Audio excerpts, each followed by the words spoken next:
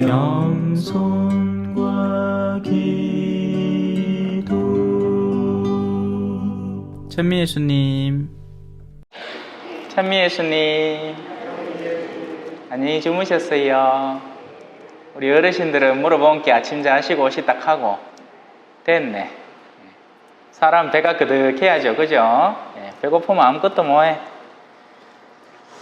저도 아침에 일나가 요구르트에 견과류 넣어가 꿀도 한 뭉티 넣고 빵도 한 쪼가리 씹어 먹고 바나나도 까먹고 했습니다. 그래서 배가 뻥냥하네. 자, 오늘 복음 안에서는 예수님의 이 선포 장면이 나옵니다. 무엇보다도 가장 먼저는 시몬의 장로에 대한 부분이 나와요.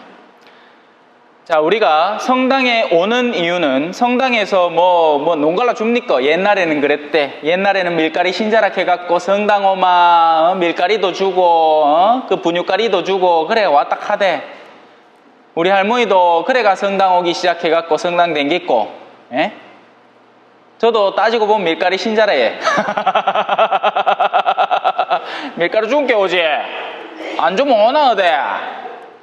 군대에서도 그렇잖아요. 성당서 초코파이 한 개 주고 개신교서 햄버거 줬뿐만 개신교 아프다 갔기네.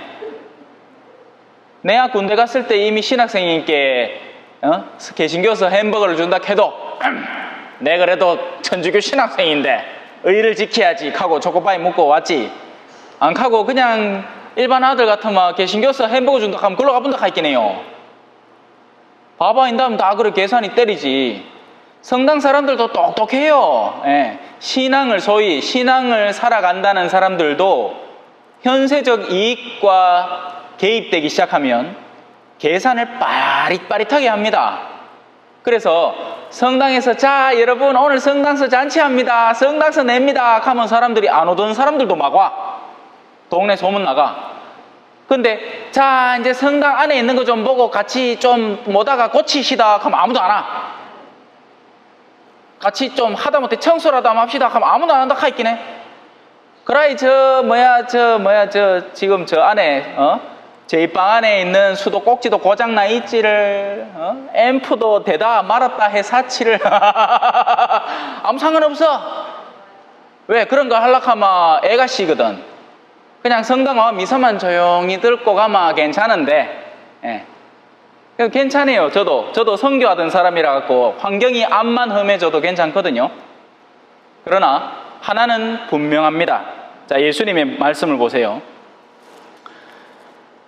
군중은 예수님께서 진정한 말씀을 전한다는 것을 이제 이해하기 시작합니다. 그리고는 전에는 예수님이 고을을 돌아다니면서 사람들을 만나러 다녔지만 이제는 군중이 날이 새자 예수님께서는 밖으로 나가시어 외딴 곳으로 기도하러 가시는데 이제는 군중이 안달인 거야. 예수님 보고 잡아가. 옛날에는 예수님이 사람들을 위해 한 번 더 몰랐고 애를 썼는데 이제는 군중이 예수님을 보고 잡아가 난립니다.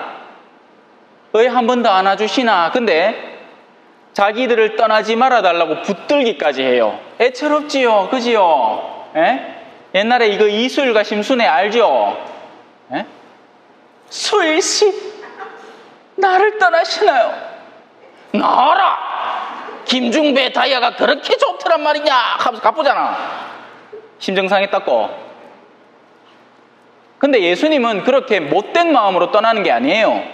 자 보세요. 예수님의 말씀 한번 잘 들어봅시다. 예수님께서 그들에게 말씀하십니다. 나는 하늘나라의 기쁜 소식을 다른 고을들에도 전해야 된다. 말씀을 듣고 싶어 목이 타는 사람들이 쎄삘했는데 여는 내가 충분히 말씀을 전했고 이제는 충분한 것 같다. 이 사람들은 가만히 놔둬도 저가 알아서 신앙생활을 할 사람들이다. 가만히 놔둬도 예수님을 찾아오는 거 본게 예수님의 분별 기준은 거기에 있습니다. 어디에 더 많은 복음이 실질적으로 전해질 것인가. 그래서 필요하다면 사람들을 떠나기도 하는 거예요. 하느님은 저 높은 곳에서 사람들을 바라보시면서 사람들의 내면에 존재하는 열성을 보십니다. 마찬가지 일이 본당에서도 일어나는 겁니다. 공소분들을 이렇게 봄에 정말 하느님의 말씀을 따르려는 열성이 있다면 더 열정적으로 복음을 전하겠죠. 그런데 그게 아니고 사람들이 서로 험담해 쌓고 싸우고 일치가 안 되고 내 몰라라 해 쌓고 하마 그나마 있던 정도 빼들어가 봅니다. 그게 예수님의 일하는 방식이에요.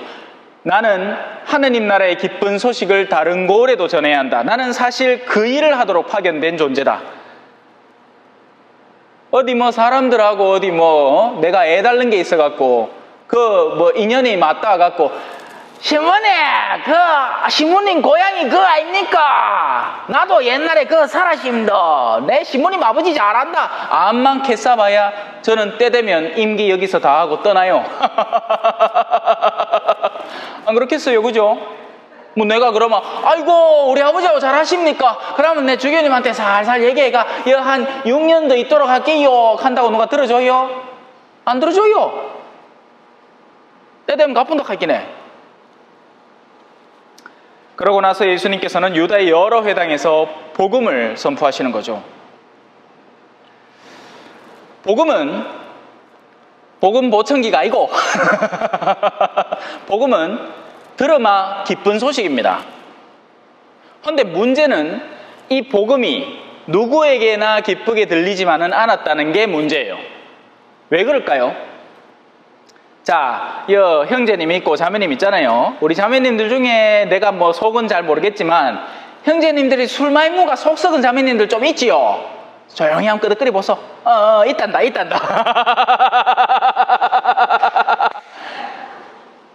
어디서?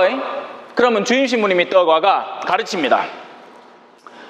자, 옛날에 어느 주임신부님, 옛날에는 시대가 그랬잖아요. 그죠? 술 한잔 안 걸치면 일이 안 돼. 일하고 마치고 너 막걸리 한 잔 걸치고 그래야 이 신부님이 일 잘하는 기라. 그래야 복음도 잘 전해지고. 근데 지금 시대가 바뀌었어요, 여러분. 지금 시대가 바뀌었어요. 요새 술 먹으면서 운전하면 돼요, 안 돼요? 큰일 나요. 근데 내보이 초전은 아직도 극하더라. 술을 한 잔 더 걸치고 지 몸도 못 까누는데 핸들을 떡 잡는 기라요. 이게 내가 거짓말 하는 게 아니고 지난 주일날 오후에 성당 안에 트럭이 한 대 들어왔어. 술이 많이 되는 아저씨 한 명은 벌써 옆자리에 앉아 골아 떨어졌고 나머지 한 사람이 운전대에 들어가 갑자기 떡 내리는 기라 또 성당에 차를 대놓고. 그래 내 나갔디만은 술이 많이 돼가 행설수설합니다. 네 고모님이 어디 수녀원에 계시고 뭐 한데 지는 또 하나님 안 믿는데 뭐 하려고 얘기하노? 그죠? 참 빌 사람 다 있더라. 자, 신부님이 옛날에는 술을 같이 먹자 뭐 잔치판도 벌이고 뭐 막걸리 파티도 하고 그랬다 쳐. 근데 지금 신부님이 떠가갖고 여러분 제가 성경에 나오는 말씀만 솔직하게 전해드리겠습니다. 성경에 이렇게 나옵니다. 이런 사람은 하느님 나라를 상속받지 못합니다. 그리고 그런 사람들의 명단 가운데에는 흥청대는 술잔치에 즐기는 사람과 만취하는 사람, 이런 류의 사람들은 하느님 나라를 상속받지 못합니다라고 바오로 사도가 가르칩니다. 자, 이 얘기를 제가 강론 때에서 전했다고 해봐요. 그러면 아까 그 남편이 술 먹고 속 앓는 자매님들 있죠? 신부님이 앞에 와 요래 딱 가르치면 아이고 맛있다 신부님 좀에 더 가시 있어. 우리 남편 속이 달달하게 막 아파갖고 다음부터 술 먹을 때마다 신부님 말씀이 뿅뿅 생각나고 그렇고. 근데 만약에 술 좋아하는 형제님이 앉아있으면 어떻게 들겠어요? 절마 저거 봐라. 절마 저거 금방 와갖고 저거 쉐파라이 기떼기 쉐파라이 해갖고 뭐 우리가 지금까지 우리가 어떻게 살아왔는데 술을 다 그래 먹고 사는 기지. 저 인자 와가 신부라고 저기 술 먹지 말라 한데 하고 몸되게 생각한다 할긴 해? 맞겠지요? 맞다 할긴 해. 똑같은 말씀이 전해지는데 한 측에서는 그 말씀이 기쁜 소식이 되고 다른 측에서는 그 말씀으로 인해서 심정이 상한단 말입니다. 예수님한테도 똑같은 일이 벌어졌어요. 예수님의 말씀을 듣고 따르는 이들에게는 예수님의 말씀은 복음이었습니다. 왜냐하면 예수님은 이런 말씀을 전했거든요. 해질 무렵 사람들이 갖가지 질병을 앓는 이들을 있는 대로 모두 예수님께 데리고 와서 예수님께서는 한 사람 한 사람에게 손을 얹으셔서 그들을 고쳐줘 버린 겁니다. 그러니 사람들은 예수님을 좋아했어요. 헌데 잘 보세요. 만약에 그 동네에 어떤 못된 의사가 있어가 지 돈을 좀 벌어야 되는데 의사가 돈 벌려면 뭘로 돈 법니까? 환자로 돈 벌죠. 의사는 환자로 돈 법니다. 그래서 현대의학은 없는 병도 있다 캐뿌요. 그래가 약도 더 쓰고, 왜냐하면 의사하고 이런 약국하고 약 다 이게 리베이트가 돼 있어갖고 그 많이 팔아주면 그 돈이 또 자기 주머니에 들어오기 때문에 약을 필요 이상으로 쓴다 했긴 해. 한 3일만 약 먹으면 나을 걸 열흘치 쓰게 해가 약을 계속 먹이. 그러면 약 먹어가 그 병은 낫는데 간을 베리 본다 했긴 해. 그런 식이에요. 믿기나 말기나 뭐. 그래, 그런 의사가 동네에 한 명 있다 해봐. 근데 예수님이 와가 손만 얹어갖고 환자들을 다 나사부었어. 그러면 그 의사가 돈 벌 수 있겠어요, 없겠어요? 못 벌죠. 그럼 그 의사는 예수님을 못되게 생각하는 겁니다. 저놈의 인간 때문에 내가 롤렉스 찰 거 지금 전자시계 차고 있다 하면서 생각을 못되게 한다 했긴 해. 마귀들도 쫓겨나갑니다. 예수님 앞에서는 힘을 못 쓰죠. 왜냐하면 예수님은 진리로 무장하고 있기 때문에 마귀들은 거짓의 자식들이거든요. 이는 마치 후레쉬를 들고 여러분 밤중에 동네 불 꺼놓으면 다 어둡지요. 그럼 마실 났을 때 입구에 항상 후레쉬 한 개씩 두잖아. 그지요? 나도 한 개 뒀거든. 성당에 혹시 누가 들어왔나 싶어 가끔씩 입구에 있는 거 들고는 딸깍 해가 이래 본다 하있긴 해. 빛을 비추면 그 즉시 어둠이 사라지기 때문입니다. 진리가 오면 거짓된 삶을 살던 사람들은 그 속내가 드러나기 때문에 쪽팔린단 말입니다. 그렇기 때문에 버티지를 못해요. 도망갈 수밖에 없습니다. 마귀들은 예수님의 힘 앞에서 아무 능력이 없습니다. 한마디만 하면 다 쫓겨납니다. 그런데 문제는 이거예요. 마귀들도 많은 사람에게서 나가며 뭔가 외치는 소리가 있는데 이거 어디서 많이 들어본 소리입니다. 당신은 하느님의 아드님이십니다. 어디서 들어봤어요? 여러분, 베드로가 예수님한테 칭찬받은 적이 한 번 있습니다. 기억나세요? 칭찬받자마자 그 뒤에 머르케이 사탄아 내게서 물러가라 합니다. 칭찬받을 때 베드로가 뭐라 했느냐 하면 예수님이 물어봤거든요. 동네 사람들이 날 두고 뭐라 하더노? 예수님을 보이 누군가는 엘리야라 하고 누군가는 세례자 요한이라 하고 누군가는 위대한 예언자라 합디다. 그러면 너그는 나를 뭐라 하노? 이 베드로가 나서가지고 당신은 하느님의 아드님이시 그리스도이십니다. 아 그래 네 말 잘했다. 네 그 말은 니한테서 나온 게 아니고 성령께서 너에게 가르쳐줘서 나온 말이다. 헌데 신기하죠? 그 똑같은 말을 마귀들이 외치고 있는 겁니다. 이상하지 않아요? 그럼 마귀들도 칭찬받아야 되는 거 아이가? 왜냐하면 베드로는 예수님을 그리스도라고 고백하고 그분을 따르고 마귀들은 우리 갱상도 말로 요 조디로만 조디 입술 조디로만 지키는 기라. 전능하신 천주 성부 말로는 캐놓고 몸은 돈을 우야만 더 벌까 저 땅을 우야만 내 걸로 만들까 저를 좀 더 다른 작물을 해가 요번 해에는 좀 땡기갖고 그거를 투자를 해가 내가 저 시내 빌딩을 하나 있는데 그거를 의회층을 하나 더 높일까 생쇼를 하고 앉았다가 있긴 해. 입으로만 조디로만 전능하신 천주 성부 캐놓고는 행실로는 전능하신 돈이시여 전능하신 금송아지 수송아지 상이시여 하고 섬기고 앉았다 할긴 해. 그래 이게 말이 되나? 안 되지 그지요? 우리 어르신들 잘 웃어주기 좋다. 실컷 웃으이소. 옷에 웃을 일 있나? TV만 보면 별 희덥지 않은 얘기 다 나오고 그죠? 아들이 어른 팼다는 얘기 나오고 아이고 내 그런 거 보니 가슴 아프더라. 뉴스 보지 마소.